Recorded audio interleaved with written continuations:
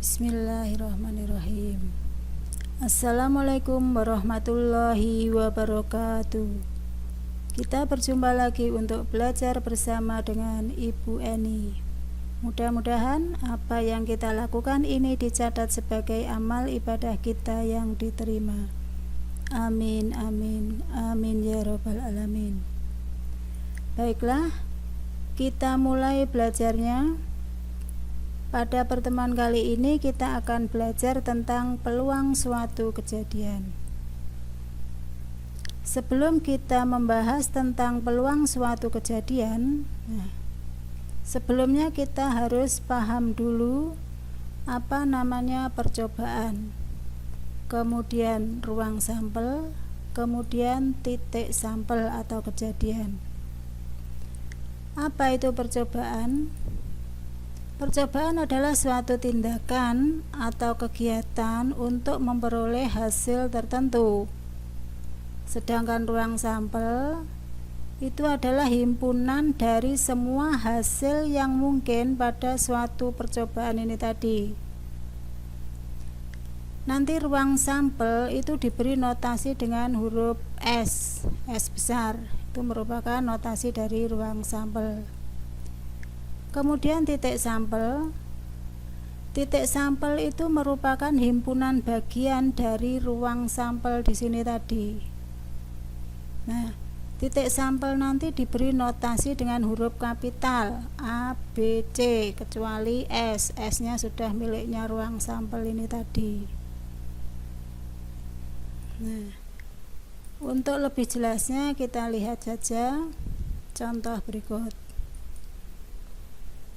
Pada percobaan pelemparan sebuah mata uang logam, kalau kita punya sebuah mata uang logam, kita lantunkan, nanti bisa muncul ini angka seperti ini, satunya bisa muncul seperti ini. Yang ini nanti kita beri saja A, muncul angka. Yang di sini nanti kita beri G, muncul gambar. Hasil percobaan pelemparan sebuah mata uang tadi berarti bisa muncul angka, bisa muncul gambar. Nah, semua hasil percobaan ini nanti menjadi anggota ruang sampel. Oh, berarti nanti ruang sampelnya anggotanya ya ini tadi A dan G. Nah, di sini dituliskan bahwa NS-nya sama dengan 2. NS itu merupakan banyaknya anggota ruang sampel. Titik sampelnya, titik sampelnya ya kejadian muncul angka, kejadian muncul gambar, itu yang merupakan titik sampelnya.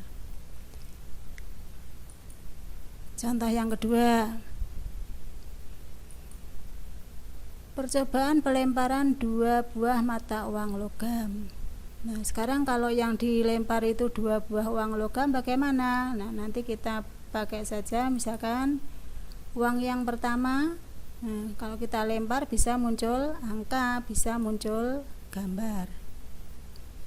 Nah, uang satunya lagi kalau kita lempar, yang pertama tadi muncul angka, kita lempar, berarti nanti bisa muncul angka, juga bisa muncul gambar. Nah, seandainya tadi muncul gambar, berarti uang satunya lagi bisa muncul angka, juga bisa muncul gambar. Nah, berarti hasil percobaan yang mungkin terjadi berarti bisa muncul keduanya angka. Di sini bisa angka gambar, bisa gambar angka, bisa gambar-gambar. Semua hasil yang mungkin ini nanti menjadi anggota dari ruang sampel. Berarti ruang sampel anggotanya ya ini kita tuliskan di sini. Sehingga NS-nya ada 4 ini. Nah, kita misalkan saja di sini ada B. B itu adalah kejadian muncul paling sedikit 1 angka. Kalau kejadian muncul paling sedikit satu angka, maka anggotanya yang mana saja? Nah, berarti ini. Nah, paling sedikit satu angka, berarti 2 boleh masuk di sini. Nah, berarti di sini NB-nya ada 3. Misal C itu kejadian muncul paling banyak satu angka. Nah, anggotanya yang mana kalau paling banyak muncul satu angka? Nih. Nah, berarti di sini GG itu 0 angka. Angkanya tidak ada. Nah, berarti bisa 0 angka. Sehingga di sini NC-nya ada 3. Paham ya? Nah, kita lihat lagi contoh berikutnya. Sekarang percobaan pelemparan sebuah dadu. Nah, dadu sudah tahu semua toh? Nah, dadu itu permukaannya ada 6. Kalau sebuah dadu ini kita lempar, maka kemungkinan yang bisa terlihat oleh mata kita bisa muncul mata 1.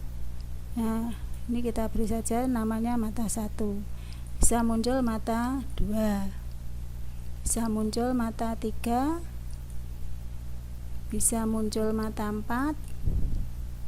Kemudian di sini bisa muncul mata 5. Bisa juga muncul mata 6. Nah, hasil percobaan yang mungkin terjadi yaitu, nah, kalau sebuah dadu dilempar, maka hasil percobaan yang mungkin terjadi ya muncul mata 1, bisa muncul mata 2, nah dan seterusnya sampai dengan muncul mata 6. Berarti semua hasil yang mungkin terjadi ini menjadi anggota ruang sampel. Jadi ruang sampelnya nanti anggotanya ya 1, 2, 3 sampai dengan 6 ini kita tuliskan di sini. Nah, di sini NS-nya berarti ada 6. Jadi kalau sebuah dadu dilantunkan, maka NS-nya sama dengan 6. Titik sampelnya. Nah, ya muncul mata dadu 1, muncul mata dadu 2, muncul mata dadu 3 dan seterusnya ini. Misalkan A itu kejadian muncul mata dadu genap. Nah, kejadian itu himpunan bagian dari ruang sampel ini. Muncul mata dadu genap, yang mana yang genap? Ini 2, 4, 6 ini. Oh, berarti A itu anggotanya ya 2, 4, 6 ini. Sehingga diperoleh NA-nya sama dengan 3. Paham ya tentang ruang sampel dan titik sampel? Nah, kita lihat satu lagi contoh.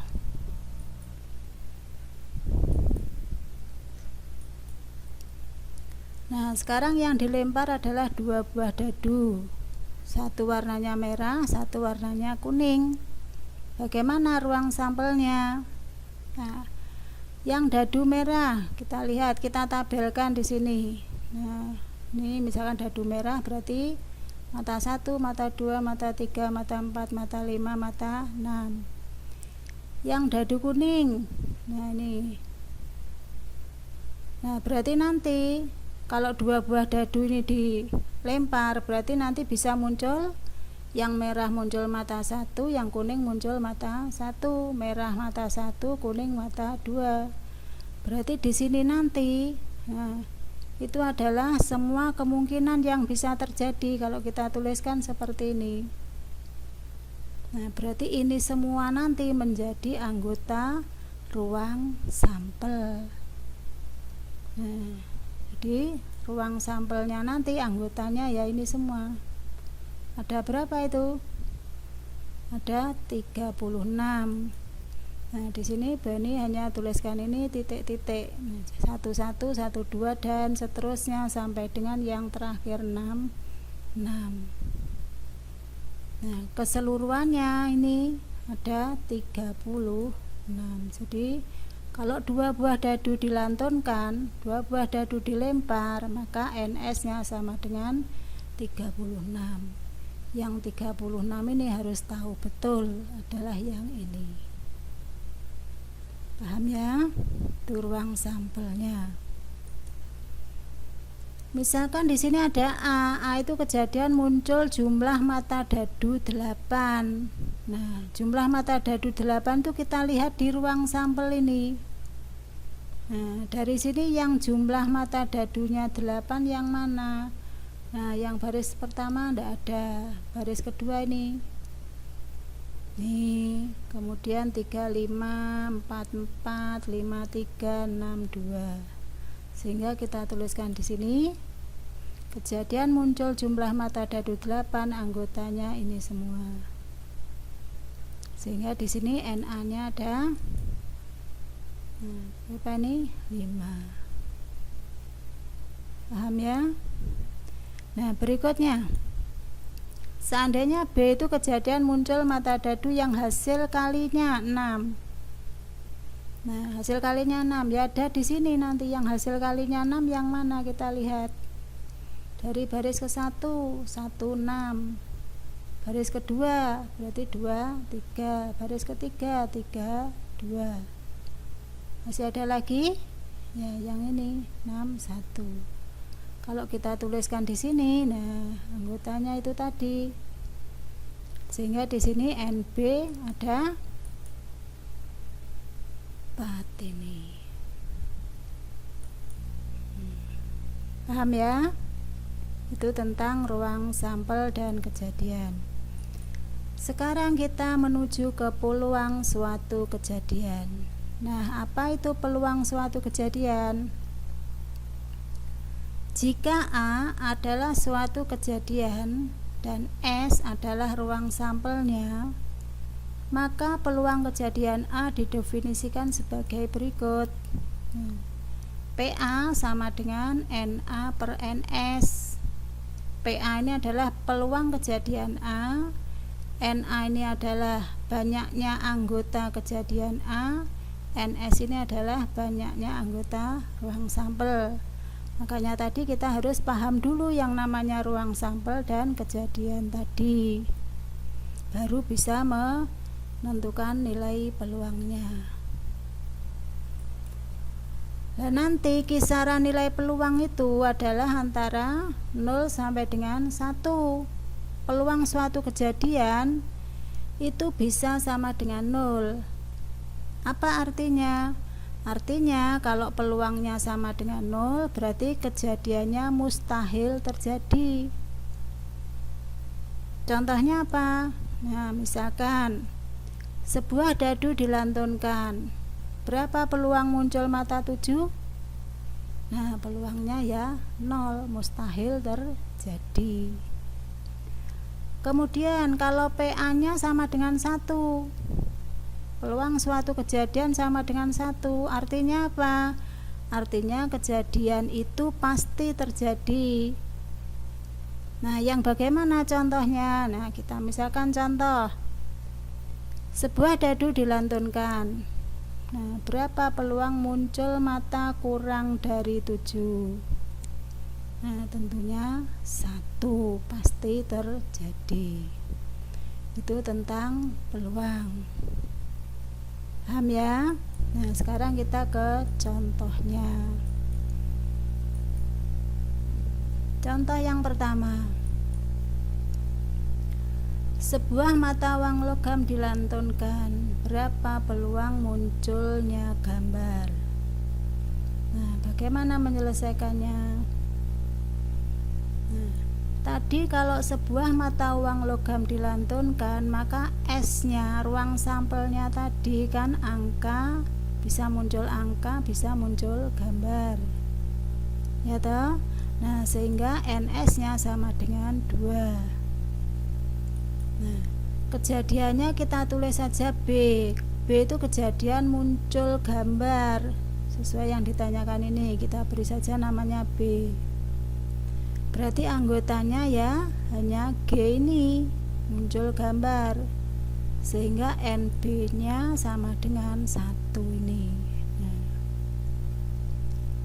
berarti PB peluang kejadian B, peluang kejadian muncul gambar itu sama dengan NB per NS. NB nya 1, NS nya 2, berarti PB nya sama dengan 1 per 2. Paham ya? Oke, kita lanjut ke contoh soal berikutnya. 2 buah dadu dilantunkan.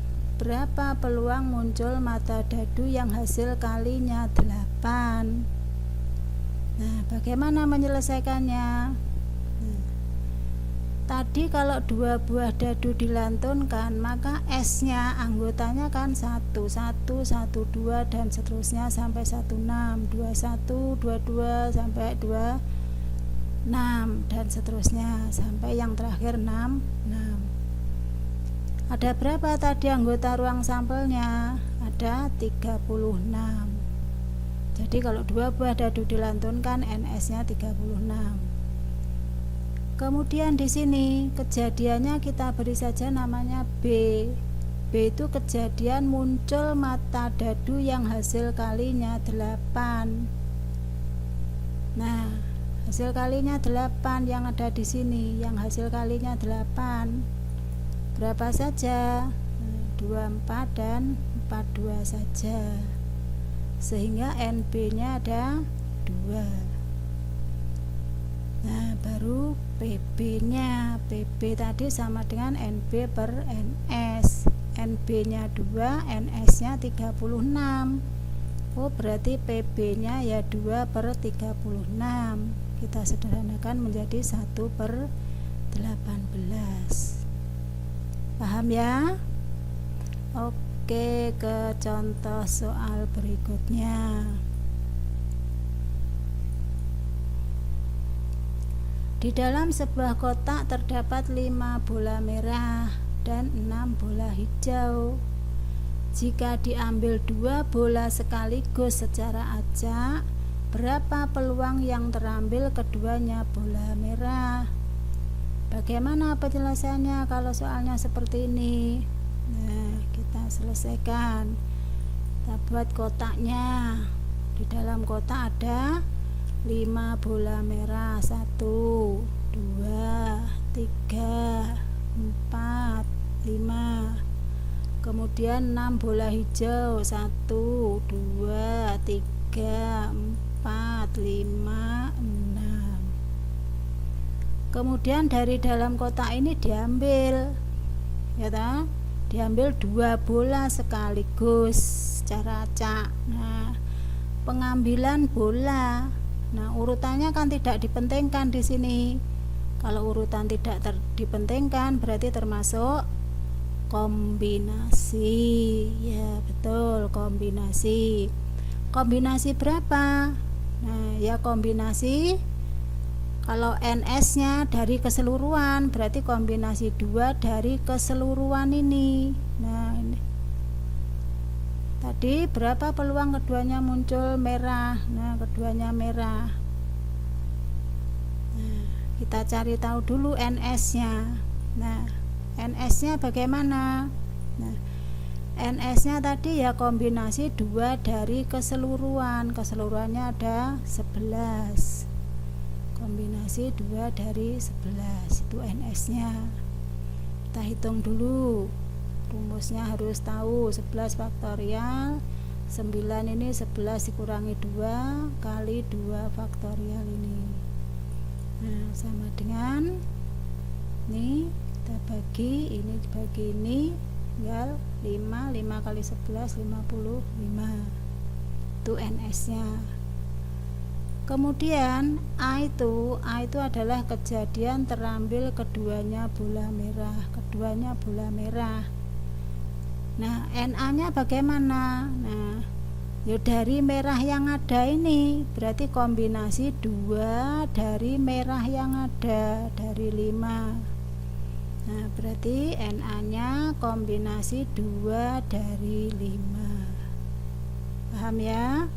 Nah, tinggal menghitung, kita masukkan rumusnya. 5 faktorial 3 itu diperoleh dari 5 dikurangi 2 ini 2 nya ini 2 faktorial, sehingga diperoleh nilai 10. Nah, peluangnya bagaimana? Nah, PA sama dengan NA per NS. NA nya 10, NS nya 55, sehingga di sini sama dengan 10/55 sama dengan 2/11. Paham ya? Oke, lanjut ke berikutnya.